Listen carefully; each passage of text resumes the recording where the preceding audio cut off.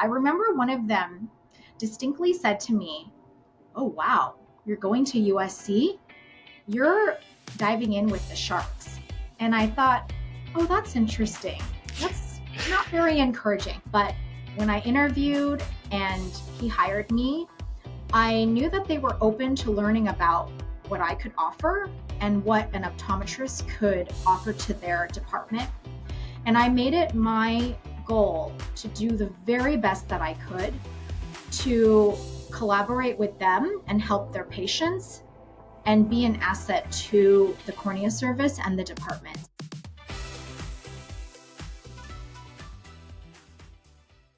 Welcome to the Ryan Reflects podcast. I'm Dr. Ryan Corte. Wherever you're listening, make sure to hit that subscribe, follow, or like button.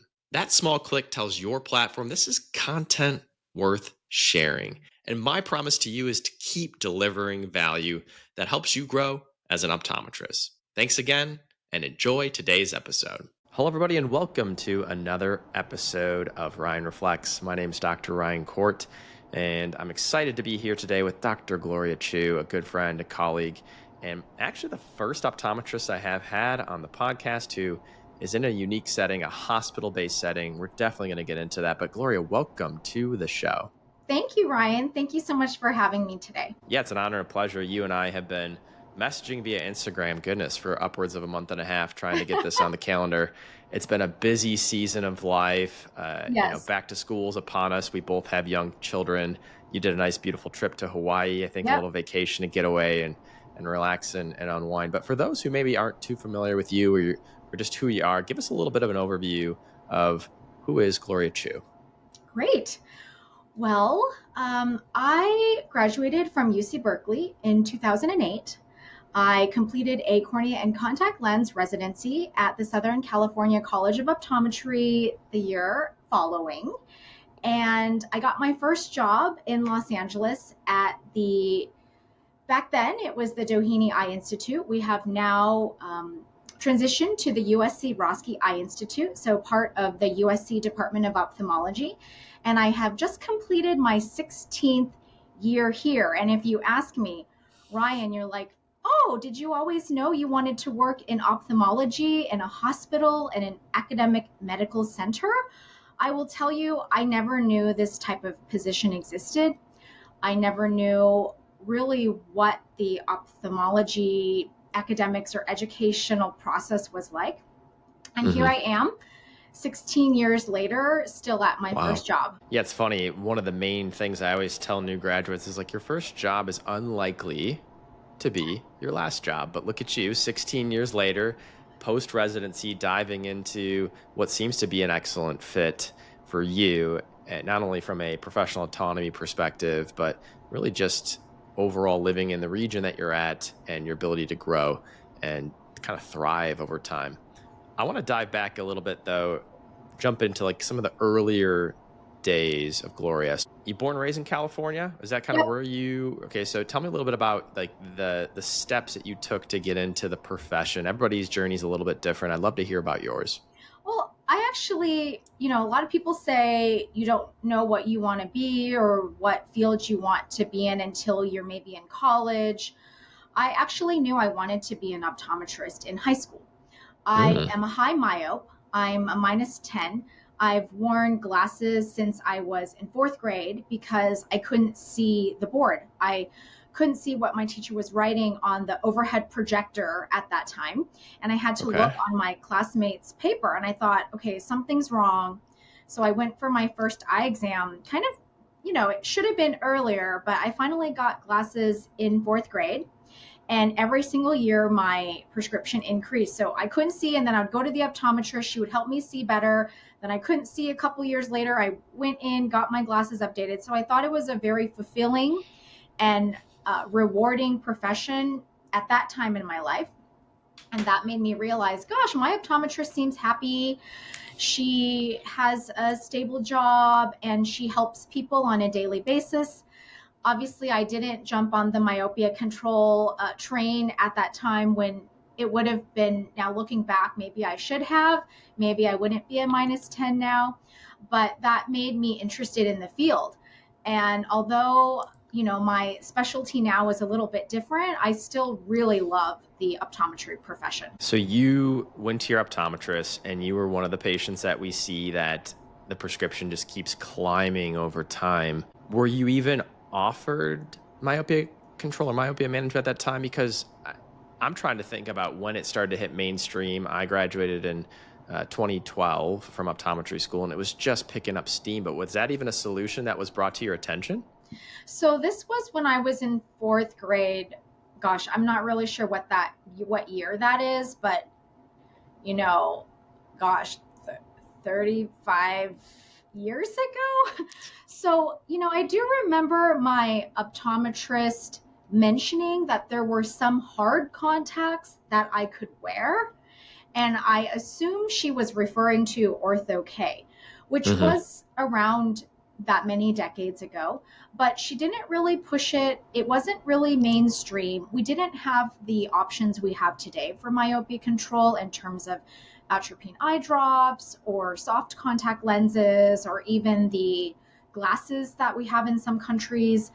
It was really Ortho K. And at that time, I wasn't wearing contacts. I was only wearing glasses, and I wasn't really interested in wearing hard contacts at that time. So it didn't happen for me. Yeah, we'd have to, you and I'd have to go back and dig into the archives of our Yeah. institutions. Going to Berkeley, I went to Ohio State, heavy research-based institutions. But I would be surprised if even the data was really truly there at that point You're for right. myopia management with Ortho K. So it would have been a byproduct of you being offered a solution that later down the road we identified, hey, well, wow, this actually has a lot of clinical benefits of reducing the rate of change in myopia. But Right. that's pretty incredible. So then you decide to stay in state. How did you pick UC Berkeley, and how was that experience? So I actually went to UC Berkeley for my undergraduate Oh, education as undergrad. well. That's Oh, right. and grad school. Okay. So I partly chose UC Berkeley because I knew they had an optometry school and I wanted to Mm, get my foot in the door early. So okay. I thought, okay, if this is the path I'm going to follow, let's just go for it. So I did my undergraduate degree there in molecular and cell biology. I happened to be a music minor as well. Mm, And I applied for the URAP program, which is an undergrad research apprentice program, as a sophomore year to Dr. Christine Wilsit's lab, who is a professor at Berkeley now. And I was rejected the first time I applied. And I was devastated. And I said, no, I still want to do this. So I'm going to apply again. So I was persistent. I applied the next semester and she accepted me. And I mm. did a undergraduate um, honors research project on um, nystagmus and astigmatism, actually. Does nystagmus cause astigmatism? And that was my first project. And as I built my relationship with her, I ended up doing an OD thesis project as an optometry student at Berkeley as well. And I think getting into research as an undergrad helped me eventually get into grad school there and having the connections early on. No doubt about it. No doubt about it. Especially UC Berkeley being such a high, they have such a high emphasis on research Yes. and just like Ohio State. How did you as a you know, you were young, you were bright eyed and bushy tail, and you get rejected. How did you get the courage, and what was it like to go back and reapply? Like, what did that look like? Because I can imagine you'd be devastated, right? You put a lot of time, energy, and effort in. But walk me through kind of your mindset. I'm curious. So, obviously, rejection and denial is always disappointing, Hmm. but I've learned over the years that it's just a part of life. And you just have to learn from every failure and rejection that you have in life. I have had many failures, many rejections. And I think, people look at me now and they're like, oh, you're like so accomplished and you speak and you've won awards.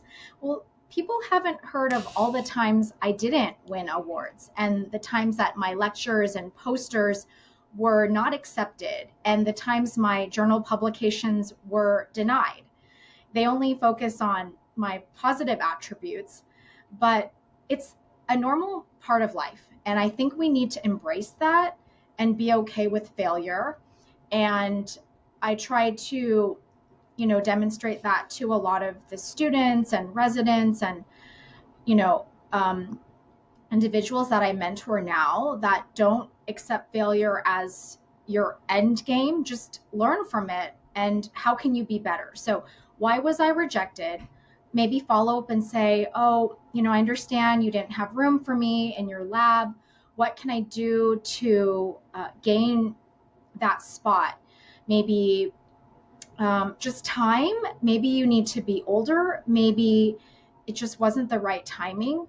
And just don't give up. I mean, I know that sounds so cliche, but a lot of people I know who are really successful in life, they had a lot of failures. And I think that's completely fine and great, because with every failure, you grow a little bit stronger, your skin gets a little bit thicker, and you're prepared for your next challenge. Well, you hit the nail on the head there. Failure means you tried, right? And I think some people walk into these situations and let's just use that example. You applied, you failed. There probably was a part of you that's like, what if I apply again and I get rejected again? But the other side of the coin is, what if I get accepted? And what if I get that experience? What if I can take that experience and continue to utilize that to really traject my career forward? So I commend you on that. And it did give you a step into that experience at UC Berkeley. And then you kind of took off and ran from there. So kudos to you, and kudos to you for continuing to kind of shape the hearts and minds and career paths of a lot of our colleagues, especially as they're early on in the stage of moving into the profession. So you went to UC Berkeley, you had that experience, and then you somewhere in that process determined you love specialty contact lenses. Talk to me a little bit about that experience and also wanting to do a residency and then take that residency to the next level. So during my second year in optometry school, I had my contact lens rotations. And I was fortunate to work with Dr. Corzine. I was fortunate to work with Dr. Denny Berger and a lot of great contact lens educators in Berkeley. And I just thought it was so incredible that you could change a person's life by designing a piece of plastic. And I was refracting these patients with moderate to advanced keratoconus. And they had irregularity, thinning, scarring, and I couldn't refract them very well with glasses. And I was like, oh my gosh, how is this person going to see? Then we put on an RGP. And suddenly this person could see. And it was incredible that it was non-surgical. It was relatively quick. And you could have this positive impact on a patient's life with this corneal degeneration. So as a second year, I already was able to witness that transformation with specialty contact lenses, and I continued to grow my interest and passion in the area of specialty contacts. At that time, interestingly, as a second, third, and fourth year in optometry school, we didn't fit any scleral lenses. It wasn't really a thing when I was in school between 2004 and 2008.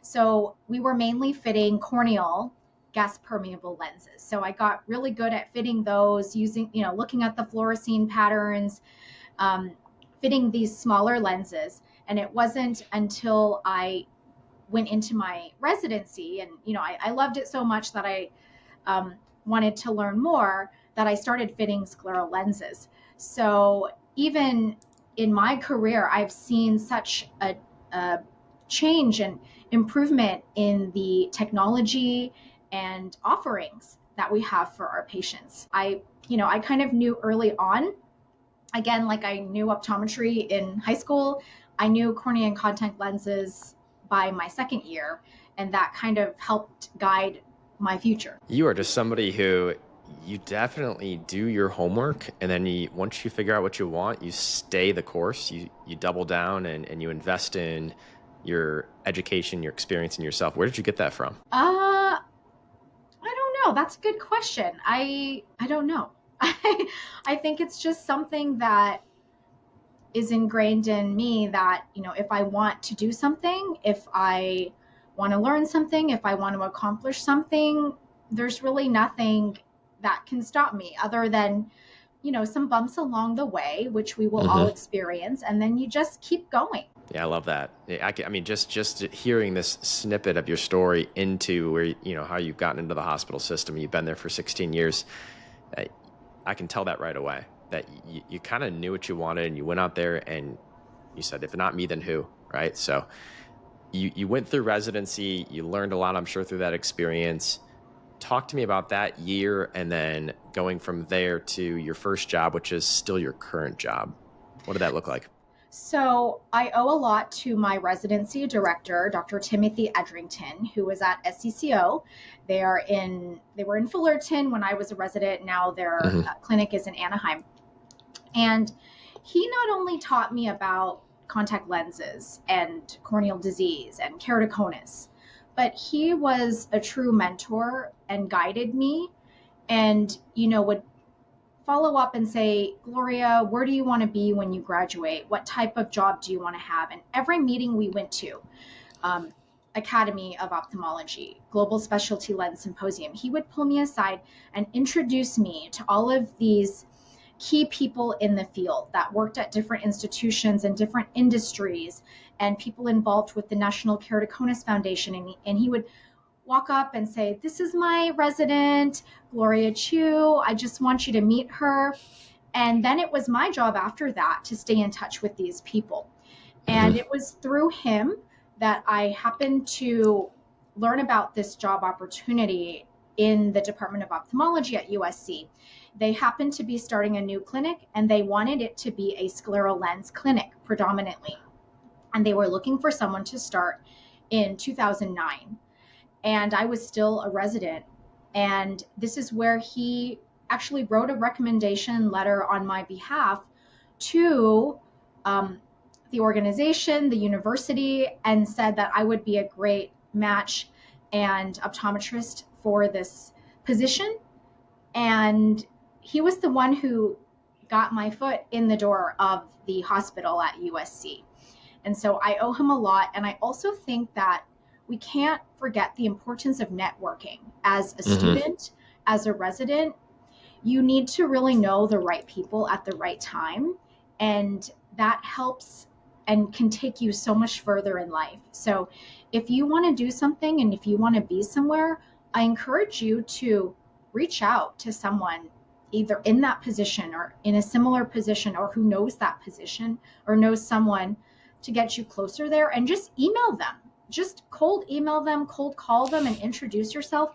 I have so much respect for students that come up to me when I'm either at their school or people at meetings and say, I just wanted to introduce myself and I'm interested in contacts and, I want to do this one day. If you have any advice, here's my number. I'd love to stay in touch. That's what you should be doing, especially as this profession and this field and job opportunities become more competitive.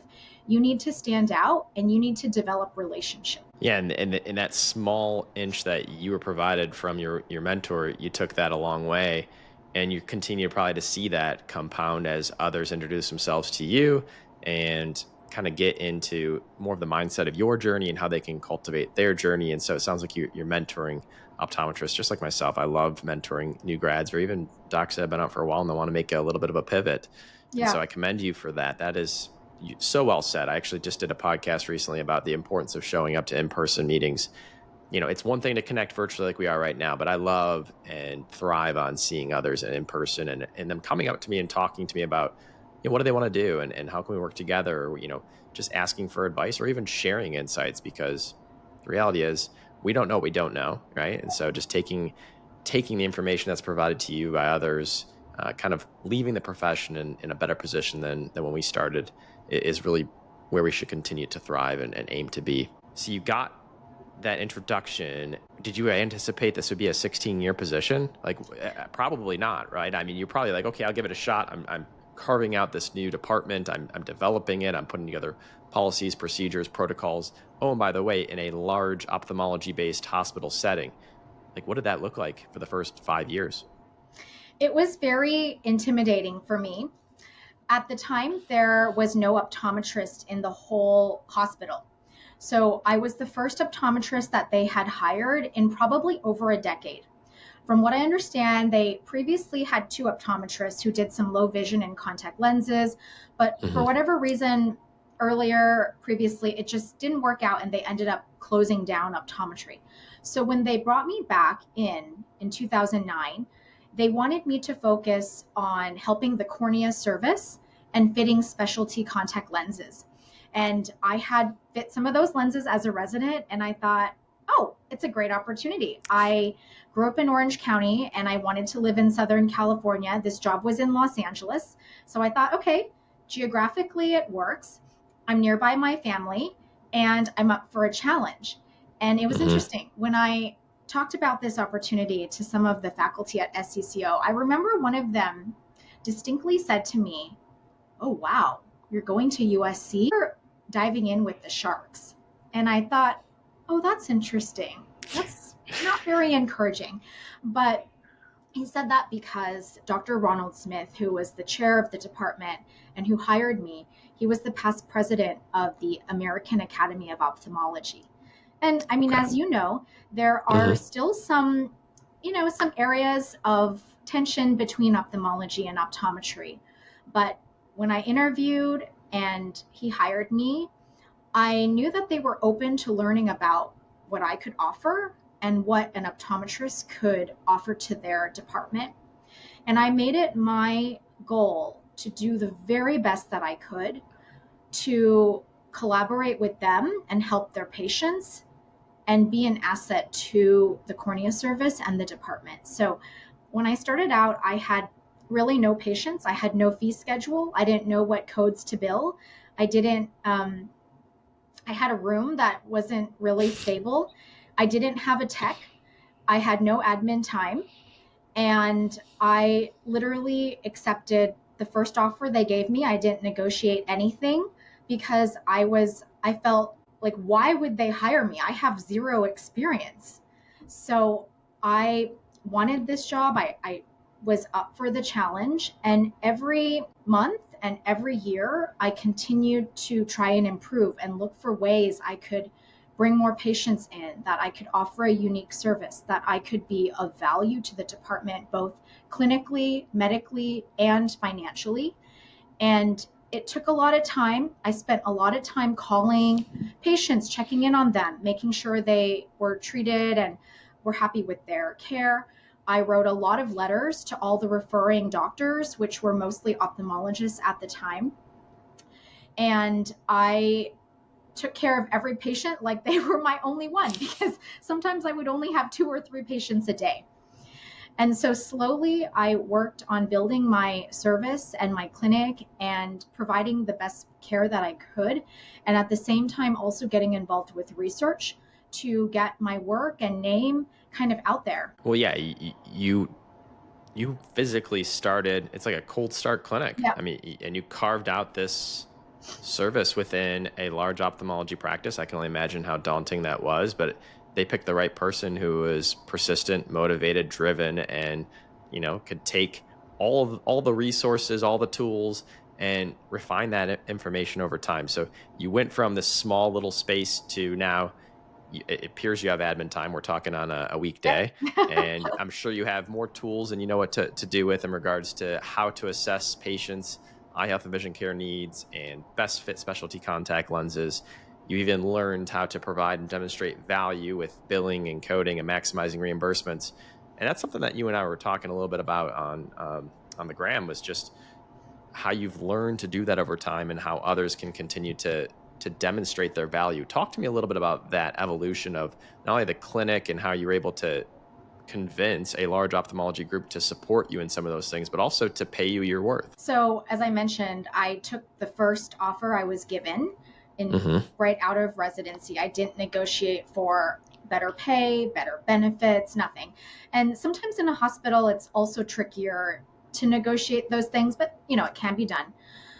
One thing that I feel is important now for our optometry students and new grads is, a lot of people are coming out with understanding that you are valuable. And I think we've conveyed that a lot now in our optometric community, that you are valued. You worked hard during your optometry school. You may or may not have done a residency.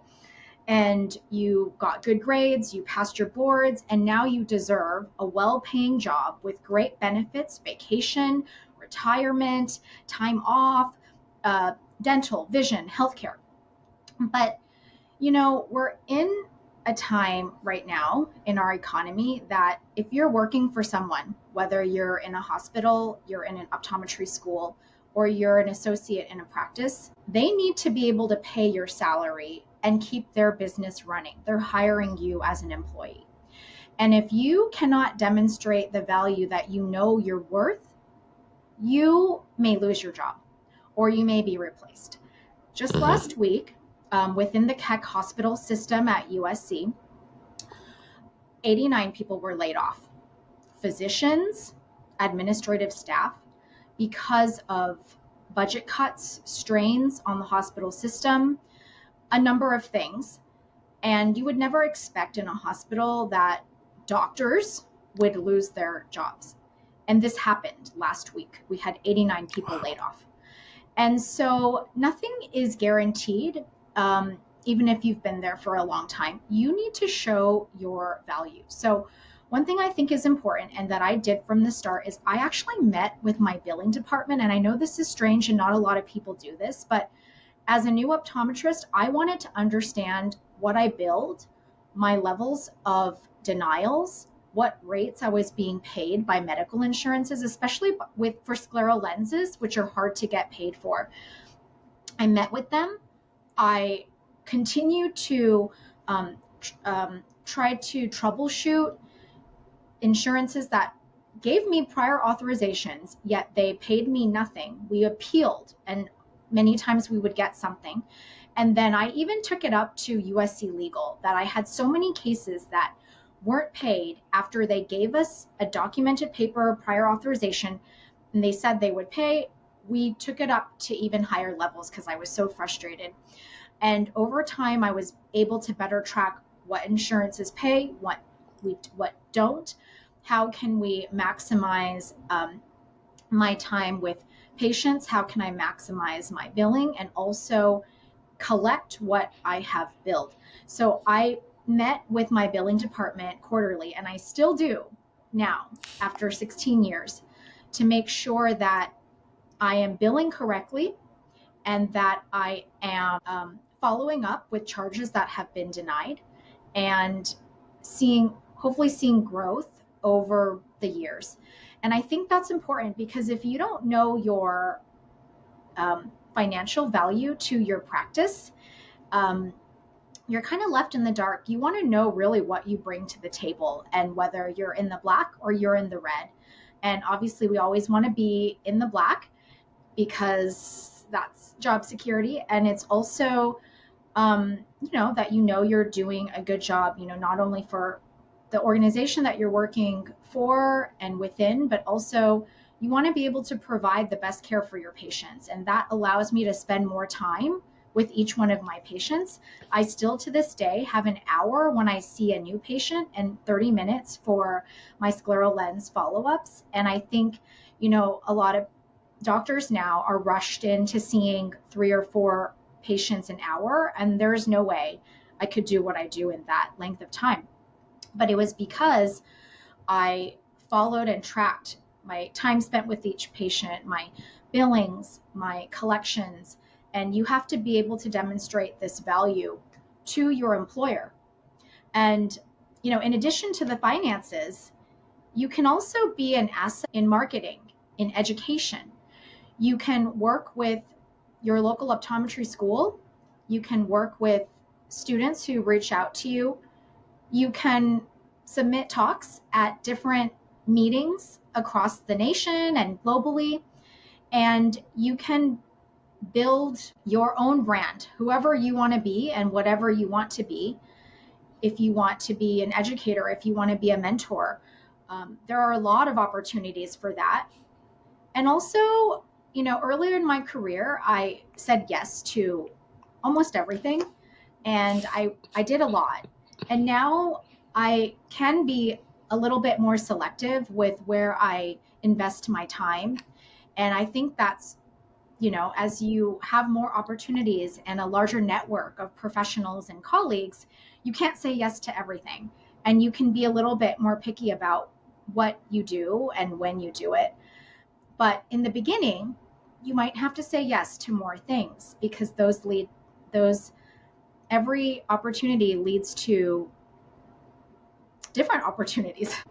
There's absolutely a ripple effect. And something I heard from you, which I think is worth revisiting for those listening, is you took the time to reach out to the billing department and understand the value of what you're doing. And I think the reality is, if you don't do that as an optometrist, especially if you're an employed optometrist, I'm gonna give you the real, hard and fast. Reimbursements have not gone up in a very long time under vision care plans. That Mhm. 45-ish dollar reimbursement is pretty stagnant, give take. And so 3-4 patients an hour at $45 a patient, or fit a brand new scleral patient that you're able to bill with medically necessary contact lens benefits or cash pay services for a couple $1,000s. There you go. You're able to right there demonstrate that value to the hospital system, to your department chair, and continue to drive that value, right? Long term.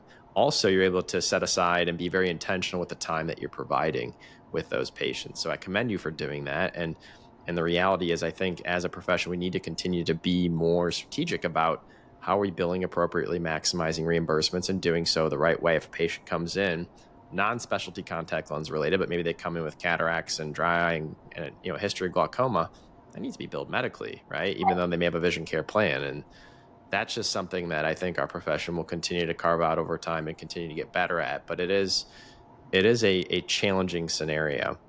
So Yes, you've done all of this, right? And I love that you're saying no to certain things and saying thank you for saying yes to come on here and share your story, of course. especially with the chaotic summer that we've had here. Tell me a little bit about, I think you had also the opportunity to go and demonstrate some optometric advocacy on Capitol Hill recently. Tell me a little bit about that experience, how that all evolved, and what that looked like. So I'm on the board of directors for the Dry Eye Foundation. I joined their group, I want to say almost 2 years ago now. And this is a volunteer position. This is where I'm choosing to invest my time, because I believe in dry eye research, advocacy, funding, fundraising to help my dry eye patients and those around the world. So this was the first year that the Dry Eye Foundation partnered with another organization called the NAVER, or the Alliance for Vision and Eye Research. And they do a lot of advocacy for funding from the NIH, the NEI, for dry eye awareness. And we partnered together, and I was the only optometrist in the group speaking.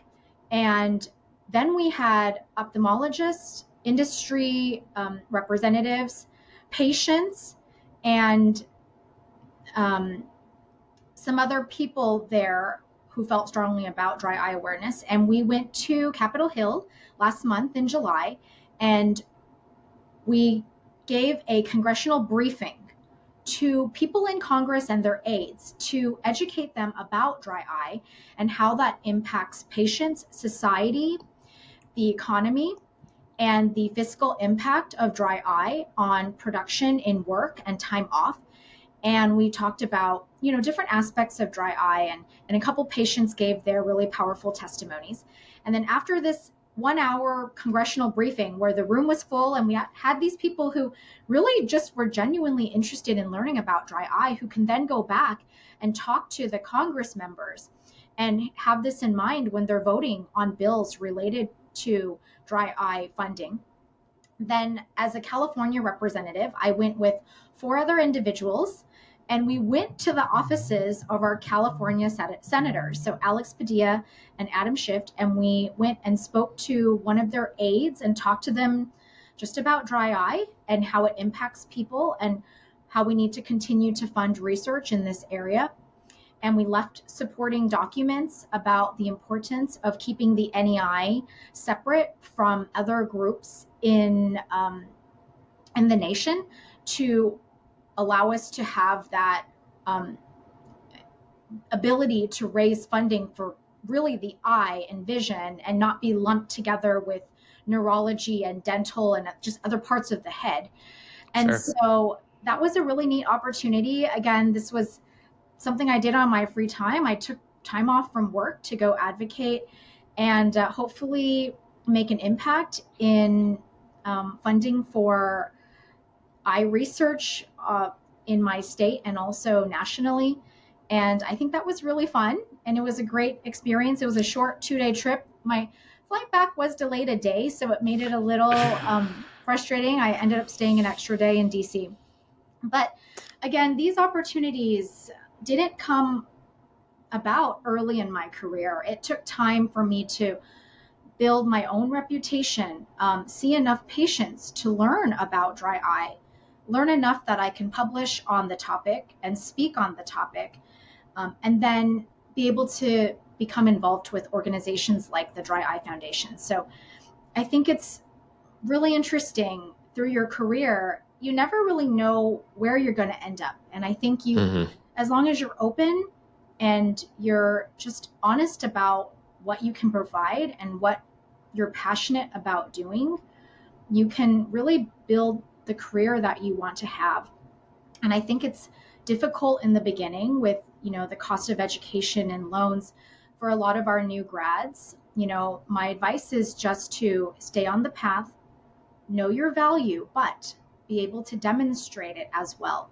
So track the patients you see, track the money you bring in, track, what impact your marketing has in your community, and how can you get the word out about yourself and your practice, and can you get involved in education? Can you mentor students? Can you bring in, optometry interns and educate them as you're seeing patients now as an attending? And I think giving back also makes it more rewarding. Couldn't agree more. And yeah, I also love that you said go over time tracking all this information of how you're providing value. And sometimes it's financial value, sometimes it's in word of mouth and reviews and patient experiences, and bring all that together to continue to build out the value of what you do in the ecosystem of whatever format you're in. Yeah. And let your career unravel from there. Say yes when you can, say no when you can't. Yep. And just be patient with the process. And you've done a beautiful job building out your brand, your career, and the best is still yet to come. So I want to be sensitive of your time. Yeah, I agree. I believe it. I want to be sensitive of your time. Where do you see yourself in the next 5 to 10 years? And kind of putting a bow on our conversation. Any final thoughts? That's a great question. I think one of my goals in the next 5 years is to become promoted to professor of ophthalmology. So in academic medical centers, a lot of optometrists come in as staff, I was hired as staff, not as faculty. And it took me 5 years of work and research, publications, giving lectures, seeing patients to earn my spot on the faculty in the department. So I then became an assistant professor of clinical ophthalmology. And then I think it was around, I'm not sure how many years it's been, maybe six or so, that I was then promoted to associate professor of clinical ophthalmology. And along every step of the way, you have to demonstrate that you've accomplished enough to become promoted. It's not just that the chair likes you and waves a magic wand and then you get promoted. It's not like that. You actually have to submit your CV, you have to write essays, you have to get people to write letters of recommendation for you, and you have to get reviewed by a committee to see if they agree with your promotion. So that process takes time, and it is not easy for optometrists to move up in the ranks within ophthalmology departments. And so I've kind of made it halfway there, from assistant to associate. And I hope that in the next couple of years, I can continue to prove my value and give talks and lectures and continue to publish to get promoted to professor of ophthalmology. And then I really enjoy helping patients in clinic too. I see patients 5 days a week. And I love fitting specialty contact lenses, particularly scleral lenses. I do feel like it's very rewarding. Mhm. And a lot of the patients I've been seeing now for more than a decade, I know about their life, they know about my life, and it's become fun to see them. Now, it's not all fun and games, don't get me wrong. I have challenging patients and challenging fits that sometimes I wish I could retire early also. But I'm still really happy to be here in the Department of Ophthalmology. I've grown to really respect and value all of my ophthalmology colleagues, and I'd like to think they feel the same about me. And I have a really, really great working relationship with all of them. I don't feel that tension that a lot of people feel, when we're at AOA meetings. It's really been a great relationship working with all of ophthalmology here. And so I think I'll still be here in 5 years as long as I don't get laid off. Well, I highly doubt that. And I can tell you this, just based off your career trajectory to this point, I have no doubt in my mind you will hit that milestone and then some. And I want to thank you for all that you're doing, not only for our profession, but also in demonstrating of good value that symbiotic relationship you can have with ophthalmology. I think the smartest ophthalmologists out there partner well with optometry, and you are a perfect example of that. Well, Dr. Gloria Chiu, anybody wants to reach out to you and kind of pick your brain, what's the best way for them to do so? You can find me on Instagram and LinkedIn. I think those are my two main kind of social media platforms. Interestingly, I had this entrepreneur and businesswoman reach out to me on LinkedIn because she heard me speak at Dry Eye in DC, and we actually just connected yesterday. And I think we're going to do some fun things together. Cool. So you can message me on Instagram. What is my handle? I think it's Gloria Chiu OD, and I'm on LinkedIn, Gloria Chiu. You can message me there, and we'll connect. Well, wonderful. Thank you so much for taking the time and the energy and carving out a little bit of a moment just to share all of this. I hope you have a wonderful rest of your summer and enjoy what's the beginning of a new school year. We both have young kiddos. And that's it for today, everybody listening. Make sure to subscribe, like, and or follow, and stay tuned for my next podcast where we can reflect and grow stronger together. Thanks, Ryan.